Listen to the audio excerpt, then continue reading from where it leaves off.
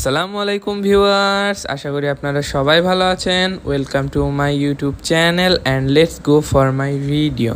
আসসালামু আলাইকুম ভিউয়ার্স, আশা করি আপনারা সবাই ভালো আছেন। তো আজকে দেখতেই পাচ্ছেন যে বৃষ্টির মধ্যে আমাকে কেন বাইরে যেতে হচ্ছে বা কি কারণে যেতে হচ্ছে, হয়তো বা আপনারা থাম্বনেল দেখেই বুঝে গেছেন। তো এখন আমার বাইরে যাওয়ার কারণ হয়তো বা আপনারা বুঝে গেছেন যে কুরিয়ারটা আসতে লেট হয়েছে, নাকি আমার মাছ বা ওই যে এইটা ছিল ওটা মিসিং হয়ে গেছিল, মানে কোন একটা অফিসে ওদের, সেইটা আসলে একদিন লেট হয়ে গেছে। এই কারণে আমার অনেক হ্যাসেল মানে ফেস করতে হয়েছিল।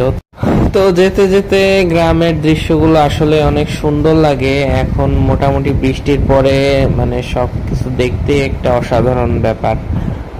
এখন মোটামুটি ফসলের সময় বা শীতের আগে মোটামুটি ফসল ফলাদি ভালোই হচ্ছে সব জায়গায়। তো দেখতে দেখতে আমরা চলে আসলাম হচ্ছে শহরের মধ্যে। তো এখন আমাদের কুরিয়ার অফিসের সামনে যাচ্ছি আমরা, আমাদের মাছ নাকি চলে এসছে। তো সেই কারণে আমরা এখন চলে এসছি কুরিয়ার অফিসের সামনে।